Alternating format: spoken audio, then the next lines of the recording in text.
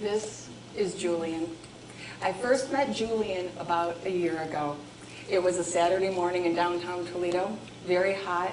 He was introducing me to everyone as his mother, his brother, his sister, his cousin. And the following week when I returned, this is one of the photos that I gave to him and his mom. And when I gave Julian this photo, I said, this kind of joy needs to be shared. This is Betty.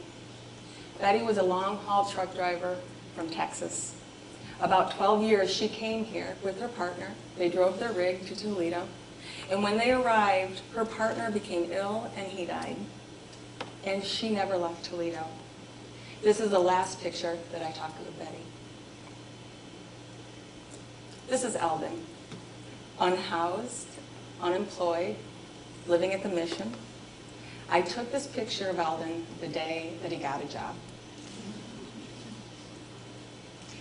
This is a story about Toledo. It's a story about a small group of people who believed that a peanut butter sandwich and a conversation could change the world, where dignity could be restored through the power of a portrait, and where I learned that everyone matters. About 4 years ago, I experienced a significant change in my life. It was unexpected, it was unwelcome, and I knew at the age of 48 that I was going to need to rebuild my life on a new foundation. I found that foundation in downtown Toledo on a little patch of lawn. It was a little patch of lawn where every Saturday, rain or shine, hundreds of people would come to share a sandwich and a conversation. I knew that when I arrived there, that this was not so much about feeding people as it was about combating loneliness.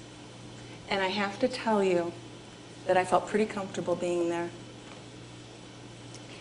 I did not arrive alone. I had my camera with me. Because at that point in my life, I didn't go anywhere without my camera. It was my protection against the world. It was my barrier. It was my in and my out. And soon, it was going to be my bridge back into community. So after hanging out downtown for a few Saturdays and talking to people, I realized that many people did not have a picture of themselves. And so I started asking people if they'd like me to take their picture. I explained to them that with their permission, I would take photographs of them, and I would print them, and I would bring them back to them the following week. Of course, lots of people wanted their pictures, and I began taking hundreds of pictures every Saturday. I was photographing women who had never had a picture taken with their child. I was photographing volunteers who, after working 40 or 50 hours a week, were coming down just to hang out on a park bench and have a conversation. I was photographing people who had just been released from prison. I was photographing people who had not seen their families for years and just wanted a picture to send home that said, I'm okay and I'm here. I was photographing people who didn't know what city they were in, and I was photographing people who were dying. And through all of this, I have to say, I don't think we understood what was happening, that this social bonding was occurring, and that the camera was a catalyst for this bonding. I don't think any of us expected the pictures to be as joyful as they were. And they were joyful, and they were strong. A couple of months into this, a friend of mine had told me about a photographer in Nashville. His name was Jeremy Cowart. And Jeremy essentially put a challenge out on the internet for other photographers. He said, one day a year, find a person in need, take their picture, and give them their picture. And we're going to call it Help Portrait. So my friend said, this would be a great thing for Toledo. You should organize this. You know what's coming. And I agreed. I remember that conversation so clearly. I remember agreeing and turning around and thinking to myself, what did I just agree to? I had my own little gig every Saturday morning, and I was struggling myself. I was trying to find a job after being an at-home mom for close to 20 years. I was struggling with housing issues. I was losing my home, and I was preparing to move into a 12 by 14 foot room. But I knew one thing, and that was if I did not do it, it might not happen. And to me, that seems the greatest of all ills, for nothing to happen. And so, with the help of about 60 volunteers, we organized our first Toledo Help Portrait. We partnered with the downtown library. They were gracious. They gave us a space, and we set up professional portrait studios. We extended invitations to all the people that lived in the missions, in the shelters, on the streets. We had volunteers that were coming to do hair and makeup and feed people. We had volunteers that were coming just to hang out and play a game of checkers or a game of chess with our guests. We even had a bus to pick people up because it was the middle of winter and we didn't know how far people would walk for a portrait. People came, a lot of people came. And that first year, we had over 100 portrait sessions.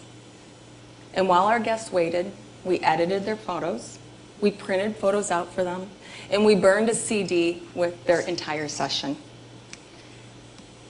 And let's see, here's a little video of that first time. I really wanted to take pictures with my daughter because we don't have any pictures together. So this is like the first time we got some pictures together. And, I don't really have the funds to have the money.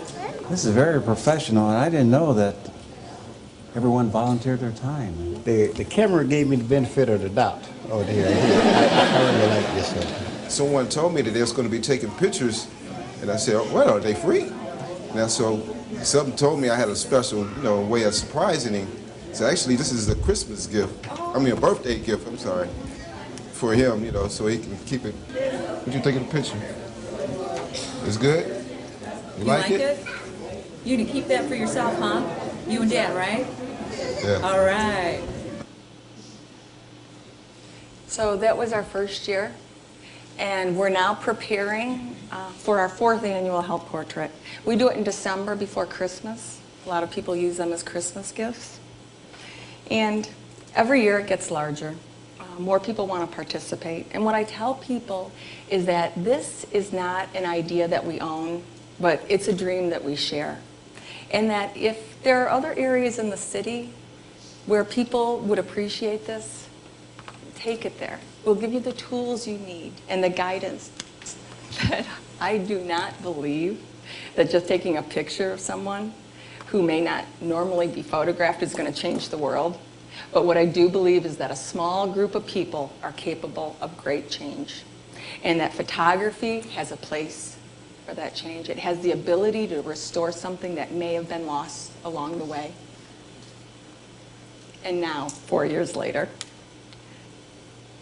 thousands of pictures taken and delivered, hundreds of hours of conversations, lots of peanut butter sandwiches, Toledo Help Portrait, and back to the beginning. You may be wondering what happened to our little friend Julian.